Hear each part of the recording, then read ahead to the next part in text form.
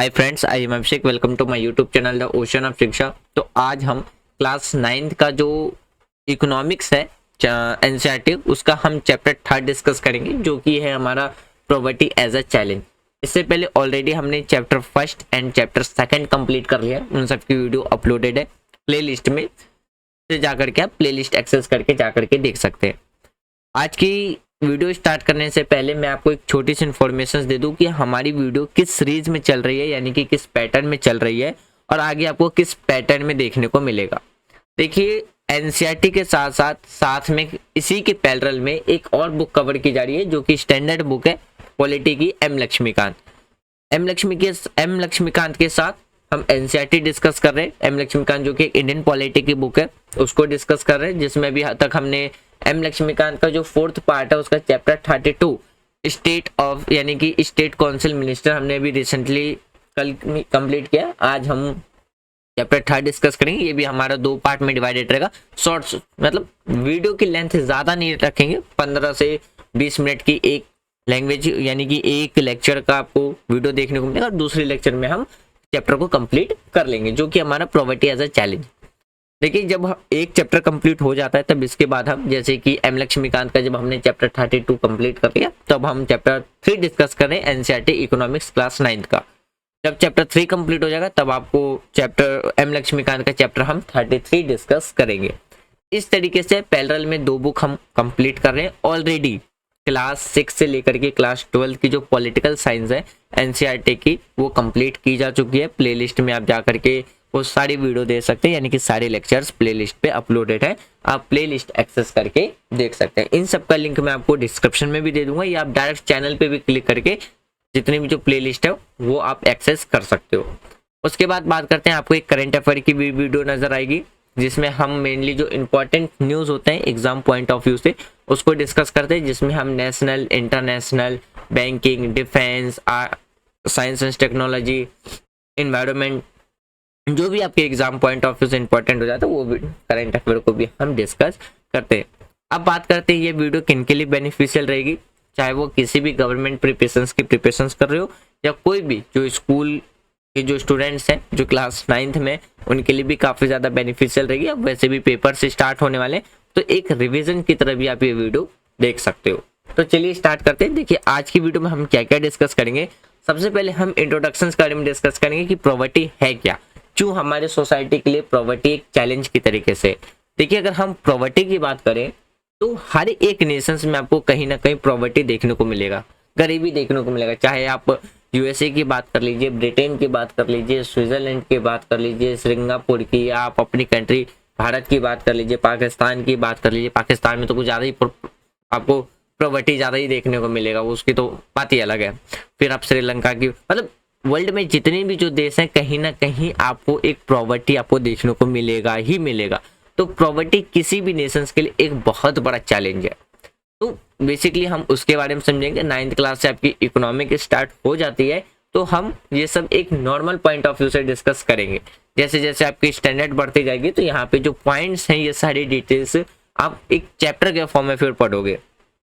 जैसे कि हमने जो 3rd लेक्चर 2 था, उसमें हमने पीपल एज जो रिसोर्सेज था, उसमें हमने ह्यूमन कैपिटल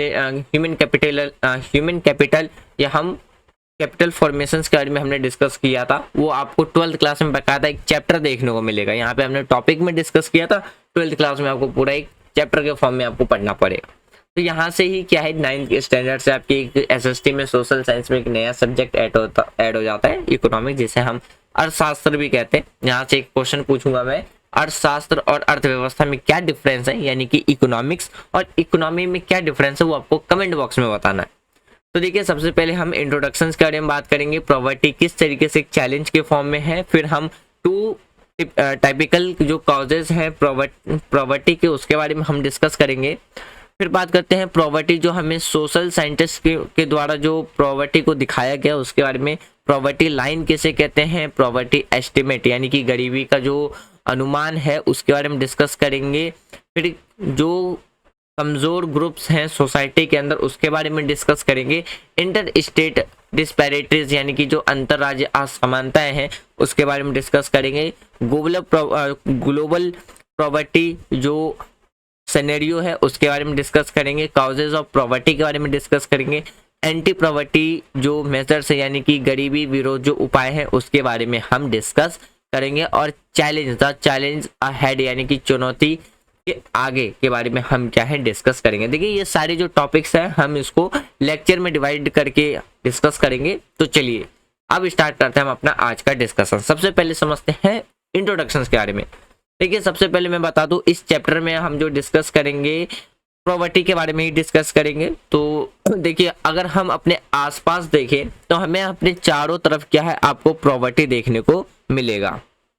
तो पहले पेन का कलर चेंज कर लेते हैं क्योंकि व्हाइट पे येलो कलर दिखता नहीं है।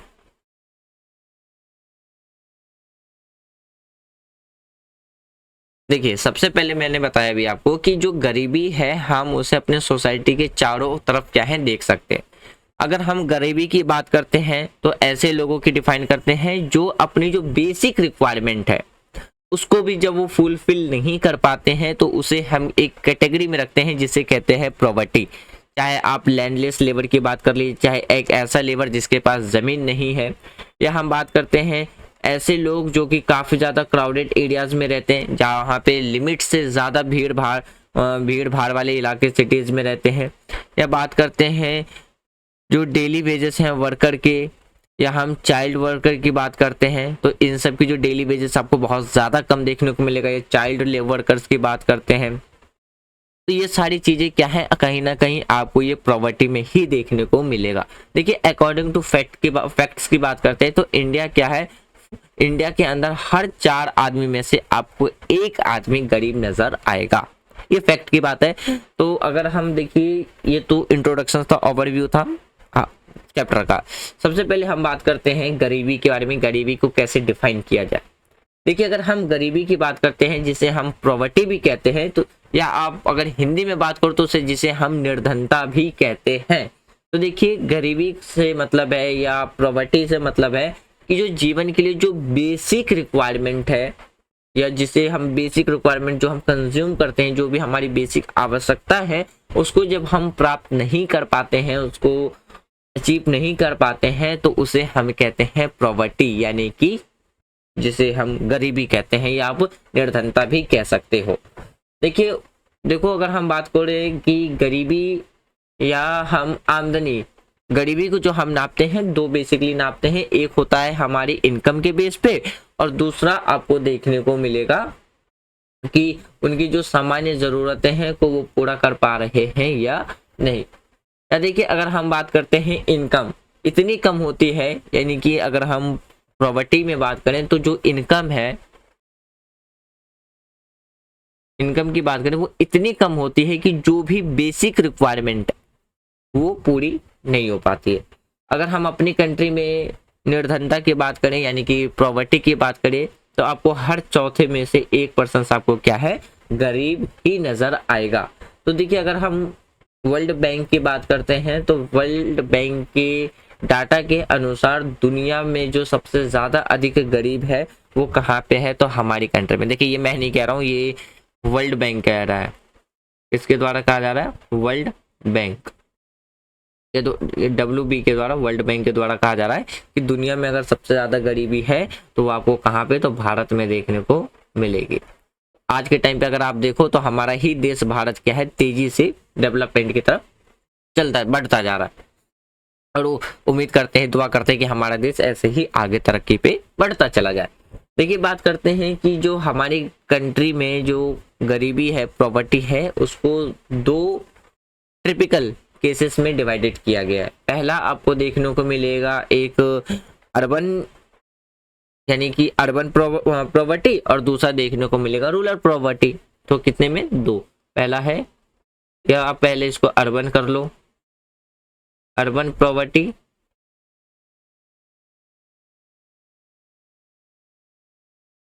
और दूसरा देखने को मिलेगा रूरल पॉवर्टी। देखिए सबसे पहले हम बात करते हैं अर्बन पॉवर्टी के बारे में, जिसे हम शहरी निर्धनता कहते हैं हिंदी में।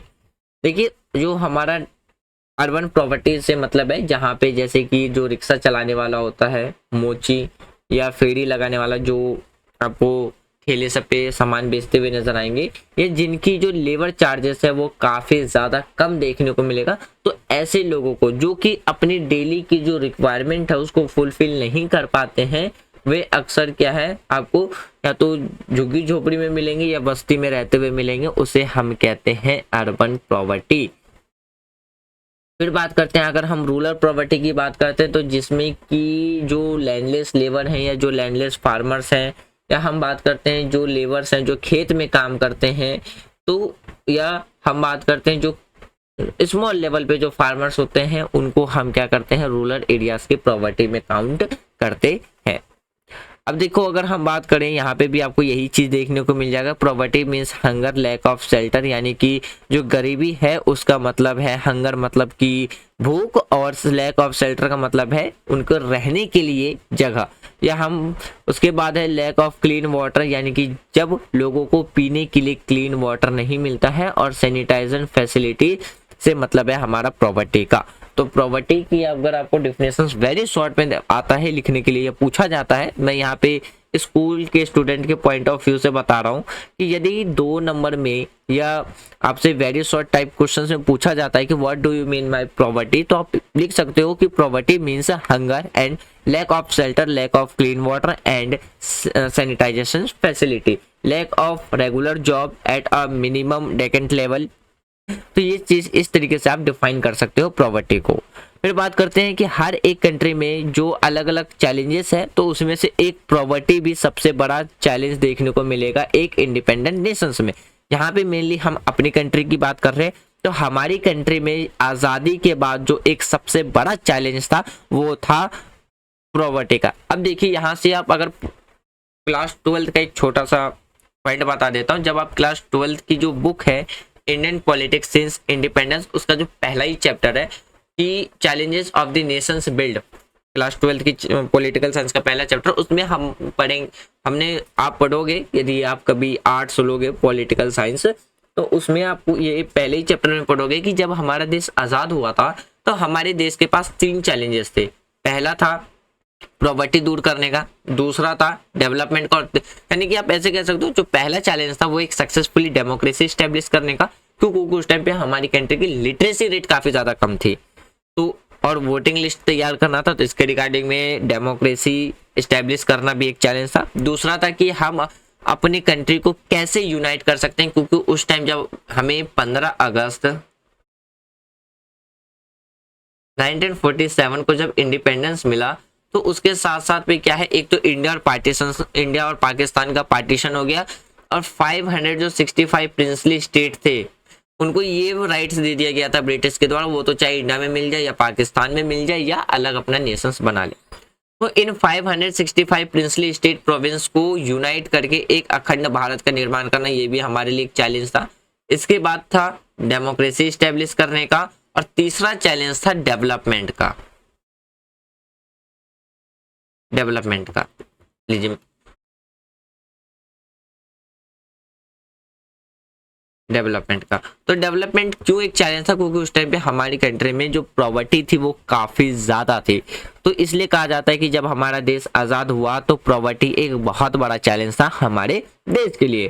फिर बात करते हैं, India would be a truly independent only when the poorest of its people become a free of human suffering, यानी कि अगर हम ट्रूली पॉइंट ऑफ व्यू से बात करें, यानी कि सही मायने में बात करें, तो तभी स्वतंत्र होगा, यानी कि हमारा देश उसी टाइम इंडिपेंडेंस होगा जब हमारा देश गरीबी से मुक्त हो जाएगा। यानी कि जो उस टाइम पे जो लिटरेसी रेट थी, गरीबी थी हमारी कंट्री में, ये कहा गया कि हमारा देश तभी आज़ाद होगा जब हमारा जो देश है वो गरीबी से मुक्त हो जाएगा। तो देखिए आज के टाइम पे अगर हम बात करते हैं तो अलग अलग इकोनॉमिक्स के द्वारा, अलग अलग ऑर्गेनाइजेशंस के द्वारा अगर हम अपनी जीडीपी ग्रोथ की बात करते हैं, तो आज के टाइम पे भी आपको क्या है, मिनिमम 6.7% के दर से देखने को मिलेगा।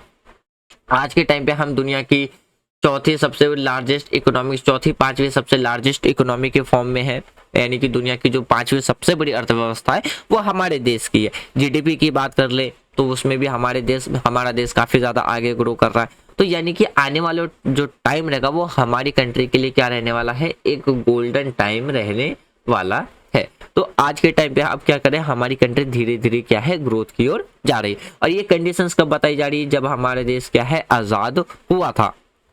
चलिए फिर देखिए, अगर हम आगे बात करते हैं poverty as seen by social scientist, यानी कि सामाजिक वैज्ञानिक द्वारा दिखाई गई जो गरीबी है उसके बारे में अगर हम बात करते हैं, यानी कि आप दूसरे लैंग्वेज में कहो तो जो सामाजिक वैज्ञानिक है यानी कि जो सोशल साइंटिस्ट है उनके द्वारा जो निर्धनता यानी कि गरीबी है उनकी पॉइंट ऑफ व्यू की बात करें तो देखिए, जो कंज्यूम का जो लेवल है के अलावा जो निर्धनता यानी कि जो गरीबी है उसको अगर हम उसके बाद भी देखो तो लिटरेसी रेट, या हम बात करते हैं जो डिजीज है कुपोषण टाइप डिजीज या कुपोषण के कारण जो भी रोग प्रतिरोध क्षमता की कमी, हेल्थ में कमी, रोजगार की अपॉर्चुनिटीज यानी कि एम्प्लॉयमेंट की अपॉर्चुनिटीज में कमी, फिर हम क्लीन वाटर या हम बात करते हैं clean and pure drinking water की जो पहुंच है एक आम आदमी तक के पॉइंट ऑफ व्यू से सोशल साइंटिस्ट के द्वारा डिफाइन किया गया है पॉवर्टी को। यानी कि इन शॉर्ट ये समझिए कि जो सोशल साइंटिस्ट है उनके पॉइंट ऑफ व्यू से पॉवर्टी क्या है। तो देखिए पॉवर्टी उनके अकॉर्डिंग जो पॉवर्टी है लो लिटरेसी रेट, सोसाइटी में डिजीज यानी कि जैसे कि कुपोषण हम बात करते हैं जिसमें लोगों को न्यूट्रिशन वाले फूड नहीं मिल पाती है तो जिनकी वजह से वो कुपोषण के शिकार बन जाते हैं, डिफरेंट काइंड्स ऑफ जो डिजीज देखने को मिलता है। या हम फिर बात करते हैं उनकी जो इम्यून सिस्टम है उसमें कमी, फिर बात करते हैं जो भी उनकी हेल्थ सेक्टर है, हेल्थ सर्विस है उसमें कमी, एम्प्लॉयमेंट की जो अपॉर्चुनिटीज है उसमें कमी, ड्रिंकिंग वाटर यानी कि clean and pure drinking water की एबिलिटी की कमी। तो इन सब पॉइंट ऑफ व्यू से क्या है उन्होंने पॉवर्टी को डिफाइन किया है कि यदि ये सब एक आम पीपल तक नहीं पहुंच पाता है तो वो क्या है एक लिटरेसी है। और ये पॉइंट आपको यहाँ से देख सकते हो, यहाँ पे सेम चीजें आपको देखने को मिल जाएगा। फिर देखिए बात करते हैं किसके बारे में, पॉवर्टी लाइन। पॉवर्टी लाइन किसे कहते हैं, देखिए पॉवर्टी लाइन का मतलब है कि इनकम और जो कंजप्शंस है उसके जो न्यूनतम यानी कि जो मिनिमम जो लेवल है वो निर्धारित जो किया जाता है उसे हम कहते हैं पॉवर्टी लाइन।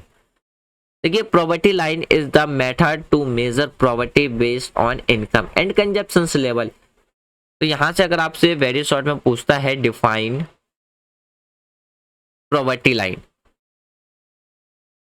पॉवर्टी लाइन तो आप यहाँ पे लिख सकते हो poverty line is a method to measure poverty based on income और कंजप्शंस लेवल। मतलब क्या है इसका कि देखिए पॉवर्टी लाइन एक ऐसा लाइन है जिसमें हम डिफाइन करते हैं या नापते हैं गरीबी को किस बेसिस पे, इनकम और कंजप्शंस के लेवल पे।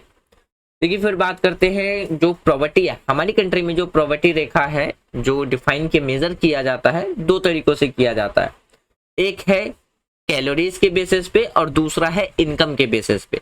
तो देखिए यहाँ पे आपके पास जो डाटा है वो 2011-12 का आपको देखने को मिलेगा। तो देखिए अगर हम बात करते हैं सबसे पहले कैलोरीज लेवल पे, अगर हम कैलोरीज लेवल पे बात करें तो रूरल एरियाज में, रूरल एरियाज में जो कैलोरीज की जो रिक्वायरमेंट रखी गई है वो कितना रखा गया है 2400 कैलोरी पर पर्सन रखा गया। वहीं पे अगर हम अर्बन एरियाज की बात करें तो अर्बन एरियाज में 2100 कैलोरीज पर पर्सन की बात रखी गई है कैलोरीज के बेस पे। और वही चीज अगर हम इनकम के बेस पे बात करें तो ग्रामीण क्षेत्र में यानी कि रूरल एरियाज में ये था आपका कैलोरीज के बेस पे। अब देखिए अगर हम इनकम के बेस पे बात करते हैं, ये आप रख लो कैलोरीज के बेस पे। अगर हम इनकम के बेस पे बात करें, इनकम के बेस पे तो देखिए अर्बन एरियाज में पर पर्सन 816 रुपीज और रूरल एरियाज में इसको रखा गया था 1000 रुपीज पर पर्सन की इनकम। ये भी किसमें, तो आपको 2011 और 12 के अकॉर्डिंग, 11 और 12 डाटा के अकॉर्डिंग। फिर बात करते हैं ये जो डाटा थे सुरेश तेंदुलकर कमेटी के द्वारा दिया गया था।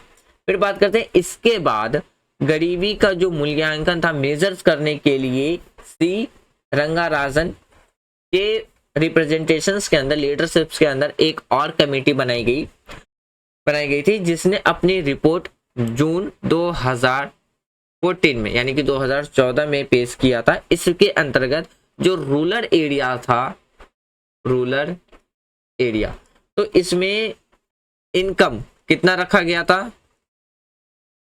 972 पर पर्सन, और यही इनकम अर्बन एरियाज में बढ़ा करके कितना रखा गया था, 14,007 रुपए। तो फिर क्या है, समय के साथ यानी कि अगर आप बात करो 11-12 के बाद 2 साल के बाद फिर यहाँ पे जो प्रॉपर्टी लाइन के लिए जो इनकम बेस पे था उसके प्राइस को क्या है, इंक्रीज कर दिया गया था। अब देखिए उसके बाद अगर हम बात करें कि जो हमारा राष्ट्रीय प्रतिष्ठित सर्वेक्षण ऑर्गेनाइजेशन है जिसे हम नेशनल सिंपल सर्वे ऑर्गेनाइजेशन NSSO की बात करते हैं, क्योंकि भारत में क्या है, प्रॉपर्टी लाइन का समय समय पर क्या करता है, मेजर करने का काम करता है, और ये हर 5 साल में आपको क्या है देखने को मिलेगा। तो यहाँ से भी आपसे क्वेश्चन पूछा जा सकता है वेरी शॉर्ट में, NSSO का फुल फॉर्म आपसे पूछा जा सकता है। तो NSSO का फुल फॉर्म आप लिख सकते हो नेशनल सिंपल सर्वे ऑर्गेनाइजेशन। और इसका अगर काम के बारे में पूछता है तो यहाँ से आपसे एक वेरी शॉर्ट क्वेश्चन टाइप में आपसे इससे फंक्शंस के रिगार्डिंग में भी पूछ सकता है कि what is the functions of NSSO। तो आप इसमें लिख सकते हो कि NSSO यानी कि नेशनल सिंपल सर्वे ऑर्गेनाइजेशंस क्या करता है, हर 5 साल में यानी कि नॉर्मली एवरी 5 ईयर्स एस्टिमेटेड करता है कि किसके रिगार्डिंग में, प्रॉपर्टी लाइन के रिगार्डिंग में। देखिए बात करते हैं कि हमारे देश में गरीबी कम हुई है या नहीं। तो देखिए पंजाब और हरियाणा में फार्मिंग में यानी कि एग्रीकल्चर में वृद्धि दर क्या है, काफी ज्यादा तेजी से आपको देखने को मिलेगा। केरल में अगर बात करते हैं तो जो पीपल एज अ रिसोर्सेज पर क्या है, ज्यादा ध्यान दे करके जो प्रॉपर्टी है उसको कम किया गया है। फिर बात करते हैं जैसे कि आपको आंध्र प्रदेश या आप तमिलनाडु, आप यहाँ पे देख सकते हो। देखिए अगर हम बात करते हैं कि आंध्र प्रदेश हो गया, और तमिलनाडु में अनाज यानी कि जो फूड्स हैं कि जो भी सार्वजनिक यानी कि जो पब्लिक डिस्ट्रीब्यूशंस के द्वारा क्या है, प्रॉपर्टी को कम किया जा रहा है। हम पश्चिम बंगाल में बात करते हैं तो जो लैंड रिफॉर्म्स है के माध्यम से क्या है, प्रॉपर्टी दूर किया जा रहा है। ये सारे पॉइंट्स किसके लिए हैं, जो रूरल एरिया में जो प्रॉपर्टी कम हुई है, तो उसके रिगार्डिंग में आप ये पॉइंट्स लिख सकते हो। यदि आपसे क्वेश्चन पूछा जाता है कि रूरल एरियाज में प्रॉपर्टी कम हुई है या नहीं, तो मैंने जो भी 4 पॉइंट्स बताए हैं वो आप लिख सकते हो कि पहला कि हरियाणा और जो पंजाब है वहां पे एग्रीकल्चर्स हाई एग्रीकल्चर्स के मेथड से क्या है, एग्रीकल्चर्स में इंक्रीजिंग की वजह से प्रॉपर्टी दूर किया जा रहा है। केरल में ह्यूमन रिसोर्सेज के बेस पे ज्यादा ध्यान देकर के, एज अ लिटरेसी रेट पे ज्यादा ध्यान देकर के क्या है, प्रॉपर्टी को दूर किया जा रहा है। आप आंध्र प्रदेश तथा तमिलनाडु की बात करते हो तो वहां पे फूड को पब्लिक डिस्ट्रीब्यूशन के तहत क्या है, प्रॉपर्टी दूर किया जा रहा है। और पश्चिम बंगाल में लैंड रिफॉर्म्स के द्वारा क्या है, प्रॉपर्टी को दूर किया जा रहा है। इसके आगे के टॉपिक्स को अब हम लेक्चर 2 में डिस्कस करेंगे। मैं उम्मीद करता हूं कि आज जो भी टॉपिक हमने डिस्कस किया वो आपको प्रॉपरली समझ में आ गया होगा। यदि कोई भी डाउट हो तो आप अपना डाउट कमेंट बॉक्स में लिख देना। जब हम इसी का लेक्चर 2 डिस्कस करेंगे, लेक्चर 2 डिस्कस करने से पहले हम अपने डाउट्स क्लियर करेंगे, तब जाकर के आगे के लेक्चर्स को, आगे के टॉपिक को हम कंटिन्यू करेंगे। वीडियो के रिगार्डिंग में कोई भी सजेशंस देना हो तो कमेंट बॉक्स ओपन है, आप कमेंट बॉक्स में दे सकते हो। और यदि वीडियो आपको पसंद आ रही है तो आप वीडियो को ज़्यादा से ज़्यादा लाइक करें, शेयर करें एंड चैनल को सब्सक्राइब करें। Thank for watching friend, take care, जय हिंद।